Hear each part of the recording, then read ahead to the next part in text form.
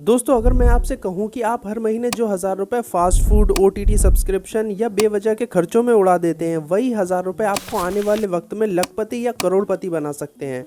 तो ये सुनने में थोड़ा फिल्मी लगता है ना, पर ये कोई जादू नहीं है बल्कि प्योर मैथ है। ज्यादातर लोग सोचते हैं कि इन्वेस्टिंग शुरू करने के लिए उन्हें लाखों रुपए की जरूरत होगी या फिर शेयर मार्केट का एक्सपर्ट होना जरूरी है, पर सच तो ये है कि आप सिर्फ 500 या 1000 रुपए से भी इन्वेस्टिंग शुरू कर सकते हैं। आज की इस वीडियो में हम बिल्कुल आसान भाषा में समझेंगे कि एक बिगिनर को अपनी इन्वेस्टिंग जर्नी कैसे शुरू करनी चाहिए। तो चलिए बिल्कुल जीरो से शुरू करते हैं। सबसे पहले एक आम गलती की बात करते हैं। हम मिडिल क्लास लोग सोचते हैं कि पैसा सेविंग अकाउंट या FD में है तो बिल्कुल सेफ है, लेकिन दोस्तों वहां आपका पैसा धीरे धीरे अपनी वैल्यू खो रहा है। क्यों? एक छोटे से विलन की वजह से, जिसे कहते हैं इन्फ्लेशन यानी महंगाई। अगर हर साल महंगाई 6% की रफ्तार से बढ़ रही है और आपका बैंक आपको 3% या 4% का इंटरेस्ट रेट दे रहा है, तो टेक्निकली आपका पैसा हर साल कम हो रहा है। इसलिए पैसे को सिर्फ सेव करना काफी नहीं है, उसे ऐसी जगह लगाना जरूरी है जहां महंगाई को वो मात दे सके।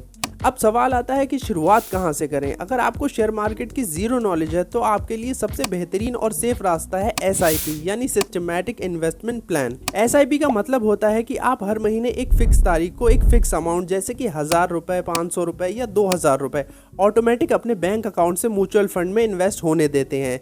इसका सबसे बड़ा फायदा ये है कि आपको रोज रोज मार्केट ट्रैक करने की जरूरत नहीं होती है। मार्केट ऊपर जाए या नीचे, आपका पैसा हर महीने ग्रो होता रहेगा। अब मैं आपको दिखाता हूँ कंपाउंडिंग का असली जादू, जिसे एल्बर्ट आइंस्टीन ने दुनिया का 8th वंडर कहा है। मान लीजिए आप हर महीने 1000 रुपए की SIP शुरू करते हैं। अगर आपको साल का एवरेज 12 से 15% का रिटर्न मिलता है, जो कि लॉन्ग टर्म में नॉर्मल है, तो 10 साल में आपका लगाया हुआ 1.2 लाख बन जाएगा 2.3 लाख अप्रॉक्स, और 20 साल में वही 1000 रुपए महीना बन जाएगा करीब 10 लाख। और अगर बात की जाए 30 साल की, तो वही 1000 रुपए महीना जो आप निकाल रहे थे वो बन जाएगा 50 से 70 लाख।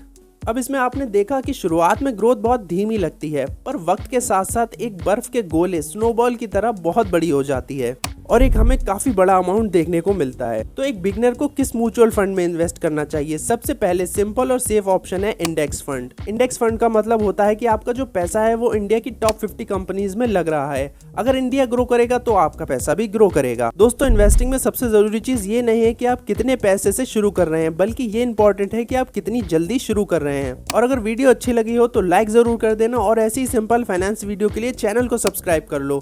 मिलते हैं अगले वीडियो में, तब तक के लिए हैप्पी इन्वेस्टिंग।